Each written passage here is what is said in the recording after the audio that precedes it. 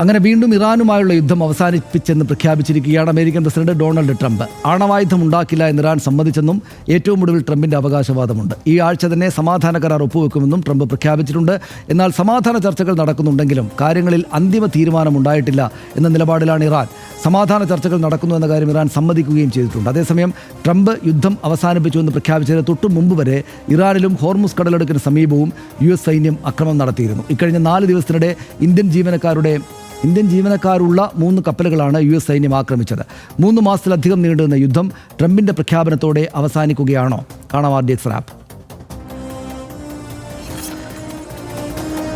The war with Iran, subject to finalization of documents, which should get done over the next few days. We probably have a signing maybe in Europe.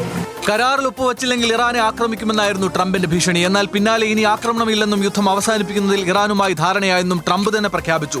ആണവായുധം ഉണ്ടാക്കില്ലെന്ന് Iran സമ്മതിച്ചു എന്നാണ് യുദ്ധം അവസാനിപ്പിക്കുന്നു എന്ന് പ്രഖ്യാപിച്ചുകൊണ്ട് Trump പറഞ്ഞത്. അതേസമയം കരാറിന്റെ കാര്യത്തിൽ അന്തിമ തീരുമാനമായിട്ടില്ല എന്ന് ഇറാൻ വ്യക്തമാക്കി. ഈ ചർച്ചകളിൽ ഇസ്രായേൽ പങ്കാളികളല്ല എന്ന റിപ്പോർട്ടും ഇതിനിടെ പുറത്തു വന്നിട്ടുണ്ട്. ട്രംപിന്റെ പ്രഖ്യാപനം നടക്കുന്നതിന് മുൻപ് വരെ US സൈന്യം ഇറാനിലേക്ക് ആക്രമണം നടത്തിയിരുന്നു. ഹോർമുസ് കടലിടുക്കിന് സമീപമുള്ള ഇറാന്റെ തെക്കൻ തീരദേശ നഗരങ്ങളായ സിറക്, ജാസ്, ഖ്വേഷം ദ്വീപ് എന്നിവിടങ്ങളിൽ കഴിഞ്ഞ ദിവസങ്ങളിൽ അമേരിക്കയുടെ വ്യോമാക്രമണം ഉണ്ടായി. ഹോർമുസ് കടലിടുക്കിന് സമീപം ഒമാൻ തീരത്തും ഒരാഴ്ചക്കിടെ 3 കപ്പലുകൾക്ക് നേരെയും അമേരിക്ക ആക്രമണം നടത്തിയിരുന്നു. അമേരിക്കയുടെ ആക്രമണത്തിൽ നാവികരായ 3 ഇന്ത്യക്കാരാണ് കൊല്ലപ്പെട്ടത്. കപ്പലുകൾക്ക് നേരെയുള്ള അമേരിക്കയുടെ ആക്രമണങ്ങൾക്ക് മറുപടിയായി ഹോർമുസ് കടലിടുക്ക് ഇറാൻ പൂർണ്ണമായും അടച്ചു പൂട്ടിയിരുന്നു. വൈകാതെ ഹോർമുസ് തുറക്കുമെന്നും ഡൊണാൾഡ് ട്രംപ് പ്രഖ്യാപിച്ചിട്ടുണ്ട്.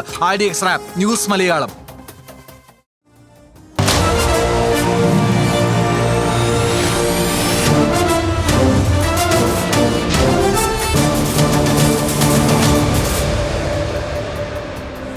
പക്ഷേ ഇതിപ്പം നമ്മളിപ്പോൾ വലിയ പ്രയാസത്തിലാണ്. പക്ഷേ ആദ്യഘട്ടത്തിലെ അതിനോട് യൂസ്ഡ് ആയതുപോലെ ആയതുകൊണ്ട് ലോകം പ്രതികരിക്കുന്നതിലൊരു പക്ഷേ ഒരു പഴയ ഒരു വലിയ ആർജവം കാണാനുണ്ടാകില്ല, ഒരു ബഹളം കാണാനുണ്ടാകില്ല. പക്ഷേ നമ്മൾ വലിയ പ്രയാസത്തിലാണെന്ന കാര്യത്തിൽ ദീർഘകാലത്തേക്ക് നമ്മളെ ബാധിക്കുന്ന കാര്യങ്ങളാണ് നടക്കുന്നതെന്ന കാര്യത്തിൽ സംശയമില്ല. ഇതിപ്പോൾ പക്ഷേ ഇദ്ദേഹം വന്ന് ഈ പ്രഖ്യാപിക്കുന്നതൊന്നും വിശ്വസിക്കാൻ പറ്റാത്ത നിലയാണെന്ന് നമുക്ക് എല്ലാവർക്കും അറിയാം. എന്താ സംഭവിക്കുന്നുണ്ടാവുക? അതായത് വാർ ഈസ് ഓവർ എന്നൊക്കെ മുമ്പും പുള്ളി പറഞ്ഞിട്ടുണ്ട്, ട്രംപ് പറഞ്ഞിട്ടുണ്ട്. പക്ഷേ അങ്ങനെ സംഭവിച്ചിട്ടില്ല. Victory soon, war is over എന്നൊക്കെ പല ആവർത്തി പറഞ്ഞിട്ടുണ്ടെങ്കിലും യുദ്ധം തുടരുന്നത് തന്നെയാണ് പിന്നീട്, അല്ലെങ്കിൽ ഈ സംഘർഷം തുടരുന്നത് തന്നെയാണ് നമ്മൾ കണ്ടത്. ഇത്തവണ പക്ഷേ അദ്ദേഹം ഇത് പറഞ്ഞിരിക്കുന്നതിൽ തീരെ കാര്യമില്ലാതില്ല എന്ന് നമുക്ക് പറയാനും കഴിയില്ല. കാരണം അതിന് സമാന്തരമായി സംഭവിക്കേണ്ട കുറേ കാര്യങ്ങൾ കൂടി സംഭവിച്ചിട്ടുണ്ട് എന്നുള്ളതാണ്. ഇപ്പോൾ സ്ട്രൈക്കുകളുടെ എണ്ണം കുറഞ്ഞിട്ടുണ്ട്, അതുപോലെ ഓയിൽ പ്രൈസ് കുറഞ്ഞിട്ടുണ്ട്. ഇതെല്ലാം ഏതാണ്ട് പ്രശ്നപരിഹാരത്തിലേക്ക് കാര്യങ്ങൾ പോകുന്നു എന്നുള്ള ഒരു പ്രതീതി പൊതുവെ ഉണ്ടാകുന്നതിൻ്റെ ഭാഗമായി കൂടിയാണ്. എന്തായാലും ചർച്ചകൾ നടക്കുന്നുണ്ട് എന്നുള്ള കാര്യത്തിൽ തർക്കമൊന്നുമില്ല. മാത്രമല്ല 4 ദിവസം കൊണ്ട് അവസാനിപ്പിക്കാൻ തുടങ്ങിയ യുദ്ധം ഇതിപ്പോൾ 5ാം മാസത്തിലാണ്. ഇതുകൊണ്ടുണ്ടാകുന്ന നഷ്ടം എന്നത് അത്ര എളുപ്പം താങ്ങാവുന്നതല്ല. മാത്രമല്ല ഇത് ആഗ്രഹിച്ചിരുന്നില്ല ട്രംപ് എന്നുള്ളത് യാഥാർത്ഥ്യമാണ്. അതുകൊണ്ടാണ് കയ്യിൽ നിന്ന് പോയിട്ട് അദ്ദേഹം ഈ ലെബനനെ ആക്രമിച്ചപ്പം നെതന്യാഹുവിനെ രൂക്ഷമായ ഭാഷയിൽ ചീത്ത വിളിക്കുകയും കൂടി ചെയ്തത്. അപ്പോൾ ഇതൊക്കെ പ്രശ്നം പരിഹരിക്കുന്നതിലേക്ക് എത്തിക്കുന്ന ചില സംഗതികളായിരുന്നു. പിന്നെ ചർച്ചകൾ സജീവമാകുമ്പോൾ നമ്മൾ നേരത്തെ പറഞ്ഞിരുന്നു, ഒരു നെഗോസിയേഷൻ നടക്കുമ്പോൾ അതിനെ ഏതെങ്കിലും ഒരു തലത്തിലേക്ക് കൊണ്ടുചെന്ന് എത്തിക്കാൻ വേണ്ടിയിട്ടുള്ള ചില സംഘർഷങ്ങളും ചില ആക്രമണങ്ങളും ഒക്കെ നടക്കും. അപ്പോൾ അതാണ് ഇപ്പോൾ നടക്കുന്നത് എന്നുള്ള ഒരു തോന്നലും ഉണ്ടായിരുന്നു.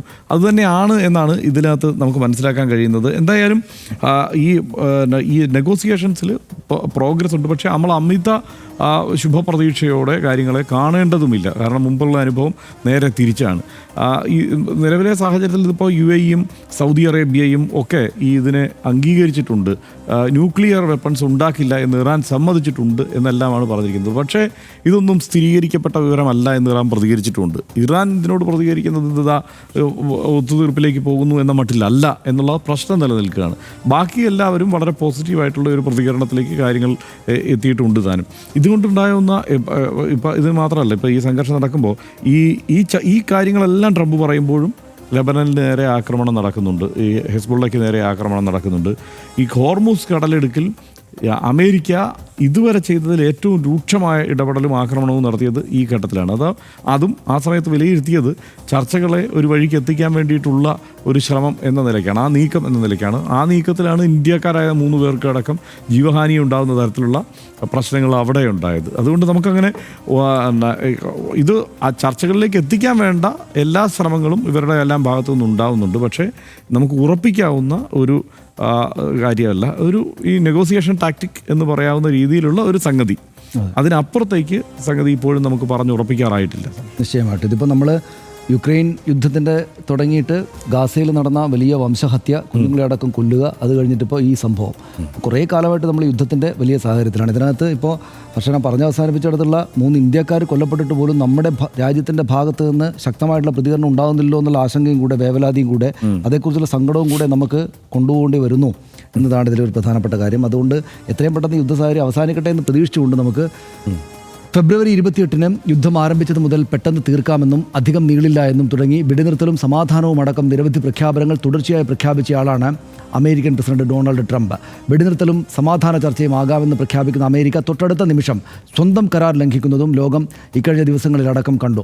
ഇന്നലെ പോലും ഖാർഗ് ദ്വീപ് മുഴുവനായും പിടിച്ചെടുക്കും എന്നായിരുന്നു ട്രംപിൻ്റെ ഭീഷണി. എല്ലാം ഒറ്റയ്ക്ക് പ്രഖ്യാപിക്കുക എന്നത് പുതുമയുള്ള കാര്യമല്ലാത്തതിനാൽ ഇപ്പോഴത്തെ സമാധാന പ്രഖ്യാപനത്തിൻ്റെയും ആയുസ് എത്രത്തോളമുണ്ട് എന്ന ചോദ്യവും ഇതിനോടകം തന്നെ ഉയർന്നിട്ടുണ്ട്. യഥാർത്ഥത്തിൽ ഇറാനെയും ലെബനനെയും ഇല്ലാതാക്കുക എന്ന് ശബ്ദം ചെയ്ത ഇസ്രായേലിനെ നിലക്ക് നിർത്താൻ ഇനി ആവില്ല എന്ന തിരിച്ചറിവ് അമേരിക്കയ്ക്കുണ്ടായിട്ടുണ്ടോ എന്ന് നമ്മൾ സംശയിക്കുന്നു. ലെബനനിലേക്കുള്ള ഇസ്രായേൽ ആക്രമണം നിർത്താതെ സമാധാന കരാർ പൂർണ്ണമാവില്ല എന്ന് ഇറാനും ഉറപ്പിച്ച് പറയുന്നു. എന്താണെങ്കിലും ഇറാനിലും ലെബനനിലും ഗാസയിലും അടക്കം അമേരിക്കൻ സ്പോൺസേഡ് സയനിസ്റ്റ് ഭീകരത താണ്ഡവമാടുന്ന പ്രദേശങ്ങളിലെ മനുഷ്യർക്ക് സമാധാനത്തോടെ, അവർക്ക് മാത്രമല്ല ലോകമാകെയുള്ള മനുഷ്യർക്കും സമാധാനത്തോടെ ജീവിക്കാനാകട്ടെ എന്ന് RDX ആഗ്രഹിക്കുന്നു.